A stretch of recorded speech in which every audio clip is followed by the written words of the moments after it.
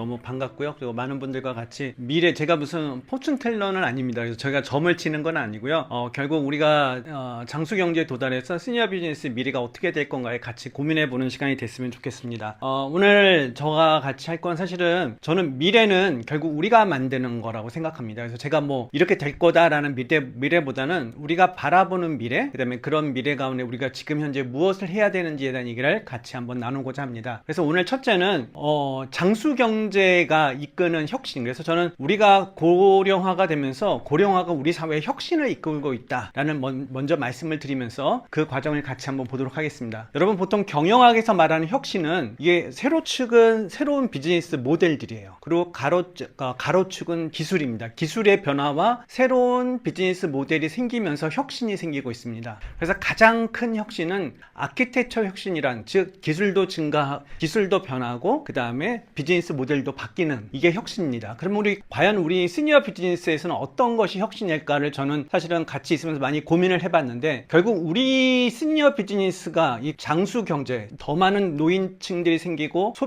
소비력이 있는 노인들이 생기면서 생기는 이 장수 경제가 이끄는 혁신은 이 세 가지로 분류가 될 수 있을 것 같습니다. 첫째는 이미 기술 혁신은 많이 하고 있습니다. 노인을 위한 뭐 AI, 로봇 이렇게 많이 진행하고 있는데요. 이것만으로는 우리 장수 경제의 혁신이 일어날 수 없습니다. 또 하나는 서비스의 혁신입니다. 여러분, 기술이 아무리 발전해도 그 기술이 서비스와 연결되지 않는 그 기술은 그냥 창고에 섞여 있는 기술에 불과합니다. 제가 애틀이나 카이스트하고 같이 뭐 일을 한 적이 있는데, 거기 가면은요 돌봄 로봇이 이렇게 쫙 줄 서 있어요. 몇십 년 동안. 왜냐하면 기술은 만들었는데 이게 서비스하고 연결이 안 되니 그냥 재고로 이렇게 쌓여 있는 거예요. 그래서 진짜 우리가 기술도 중요하지만 이거와 서비스를 어떻게 할 것인가에 대한 고민도 같이 해야 될 것 같고, 또 하나는 여러분, 일반 비즈니스는 소비자의 권리가 되게 중요해요. 근데 우리 시니어 비즈니스에서 소비자인 고령층은 항상 뭐예요? 당연히 수혜자이고 당연히 받는 사람이고, 이분들의 목소리가 별로 이렇게 나타나지 않았어요. 그래서 이제 시니어 비즈니스 혁신은 기술의 혁신과 서비스 혁신, 또 하나는 우리 대상자인 고령자의 주체화가 되게 중요합니다. 여러분, 아무리 좋은 서비스를 만들어도 노인이, 고령자가 내가 이걸 써서 내가 바꾸고 싶다라는 주체적인 능동적인 마음이 없으면 혁신이 일어나지 않습니다. 그래서 우리 시니어 비즈니스의 혁신, 이 장수 경제가 이끄는 혁신은 이 세 가지가 같이 이루어지면서 우리 안에 혁신이 일어나고 있다. 그리고 이것이 돼야만 한다라고 여러분께 말씀드리면서, 저는 감히 우리 시니어 비즈니스 학과 학생들, 그 다음에 여기 오신 분들이 좀 더 이 서비스 혁신과 그 다음에 우리 대상자인 노인들이 어떻게 주체적으로 나의 권리를 주장할 수 있을지, 난 이런 게 정말 필요해, 난 이런 거 더 쓰고 싶어 라고 하는 이런 주체성이 없으면 여러분이 아무리 좋은 제품과 서비스를 만들더라도 이분들은 그냥 수동적으로 바라볼 수밖에 없고, 그건 결과적으로 장수 경제가 더욱 성장하는데 바람직하지 않을 수 있습니다. 그래서 이 세 가지를 우리가 어떻게 할 것이냐가 이 장수경제에 우리가 맞닿은 미래고, 이걸 어떻게 잘 만들어내는 것이 우리의 역할이라고 생각을 합니다. 그러면 이미 시니어 비즈니스는 이 새로운 혁신을 통해서 앞으로 어떻게 나갈 것인가의 방향을 가지고 지금도 변화하고 있습니다. 그 방향을 같이 한번 보도록 했으면 좋겠습니다. 첫째는 이 업의 본질입니다. 시니어 비즈니스의 업의 본질은 바로 노인들이 나이 들어도 독립적이고 자율적으로 살아갈 수 있도록 돕는 길입니다. 여러분, 왼쪽에 있는 표를 보시면 아시겠지만 나이가 들면 어차피 어느 정도 독립성이 떨어지고 자율성이 떨어집니다. 하지만 시니어 비즈니스가 존재하는 목적은 이분들이 더 자립적이고 독립적으로 살아갈 수 있도록 도와주는 역할을 하는 게 우리 시니어 비즈니스의 역할이고, 이게 우리의 업의 본질에 대해서 분명히 알 때 우리가 이게 더 혁신적인 방향으로 갈 수 있는 거죠. 그래서 이 부분을 우리가 먼저 분명히 알아야 될 거라고 생각하고요. 두 번째는 우리 시니어 비즈니스가 고도화되기 위해서, 또 우리 미래를 위해서 점점 방향하기 위해서 더 이상 어떤 결핍 요소를 충족시키는 데 만족하지 말고, 노인들이 좀 더 이 서비스를 활용하고 이 제품을 사용함으로써 성장할 수 있는 욕구에 좀 중점을 둘 필요가 있습니다. 여러분 아시겠지만 과거에 우리나라의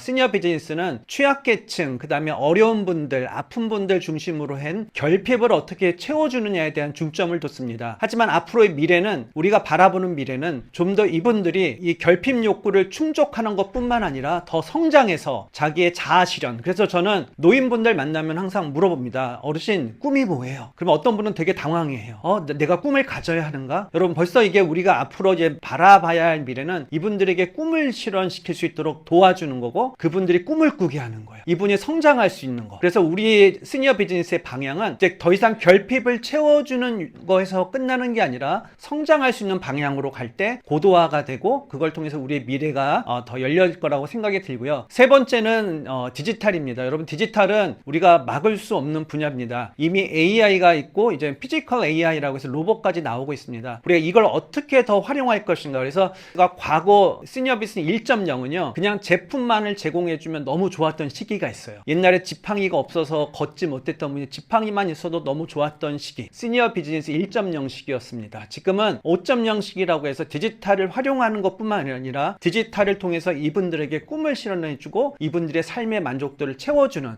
시니어 비즈니스 5.0으로 가고 있습니다. 그래서 여러분이 우리가 앞으로의 방향은 단순히 디지털을 활용한다는 것뿐만 아니라 이 디지털을 통해서 노후의 삶의 질을 어떻게 방향을 해줄 것인가에 대한 방향을 가지고 저희가 고도화되는 것이 필요하고요. 네 번째는 아까도 얘기했지만 이제 단순 소비자에서 우리가 이분들을 능동적 참여자로 전환시키는 이런 고도화 방향도 우리 스스로 일어나야 된다고 생각합니다. 특히 이제 우리 종사자분들한테, 여기 많은 분들이 이제 시니어 비즈니스에서 새로운 비즈니스를 하실 분들인데, 이게 단순히 고령자를 보호 대상이다가 아니라 이분들이 적극적으로 사회에 참여하고 주체적인 시민으로서 자기의 권리를 주장할 수 있는 그런 입장으로 여러분이 고도화를 갔으면 좋겠고요. 그러다 보면 뭐가 생기느냐, 좀 더 선택적인 거죠. 내가 원하는 거, 자기 맞춤형의 어떤 제품이나 서비스를 만드는 이런 방향이 필요합니다. 여러분, 비즈니스에서는 이미 노인들이 단순히 소비자가 그냥 소비자 주권의 개념이 아니라 소비자가 모든 걸 이끄는 시대로 가고 있어요. 근데 아직도 우리 시니어 비즈니스는 거기 단계에 있지 못합니다. 여러분 보시면 아시겠지만 2030년 5년에는요 1차 베이비붐, 2차 베이비붐, 3차 베이비붐, 그 다음에 그 전에 태어나셨던 모든 세대가 같이 있는 새로운 노년기를 우리가 바라봅니다. 우리가 바라보는 이 시니어 비즈니스는 다양한 노인들이 주체적으로 자기의 삶을 주관하고 그분들에게 맞는 맞춤형의 어떤 제품이나 서비스를 제공하는 거라고 생각합니다.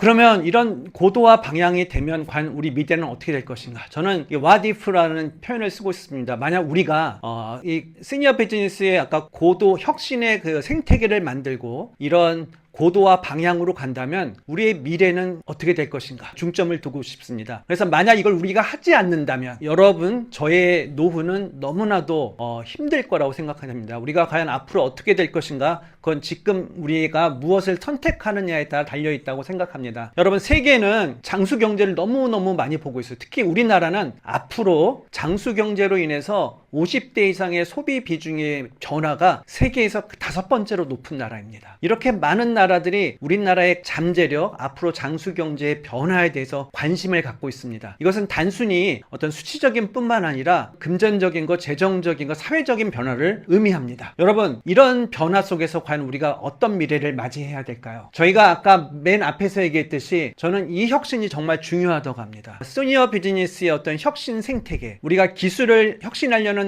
것들은 너무나도 많이 이미 나타나고 있습니다. 그렇지만 우리가 기술자에게만 의존해서도 안 되고 또한 서비스를 만드는 분에게만 의존하면 안 됩니다. 저희의 방향은 이 각자의 혁신들을 어떻게 엮을 것인가, 그걸 통해서 고령자가 이 중심에 서서 이 모든 혁신들을 이끄는 이런 사회를 만드는 것이 저희가 만드는 생태계고, 이 혁신적인 시니어 비즈니스가 생태계가 이루어진다면, what if예요. 이루어진다면 우리의 미래는, 우리 노년학에서 가장 많이 나오는 게 successful aging입니다. 성공적인 노화, 그 다음에 긍정적인 노화, 그 다음에 요즘 스마트 에이징이라고 해서 스마트 기기를 활용해서 적극적으로 사용하는 이런 노인들, 그 다음에 크리에이티브 에이징이라고 해서 창조적으로 자기의 삶을 만들어가고 즐기고 자기의 창조적인 존재 가치를 새롭게 만들어가는 미래의 노인의 삶들을 우리가 만들 거라고 생각합니다. 우리의 혁신이 바로 여러분에게 달려있다고 생각하고 이 혁신을 향해서 같이 앞으로 나아가는 또 한 번의 20년이 되기를 진심으로 바랍니다. 오늘 말씀을 마치도록 하겠습니다. 예, 감사합니다.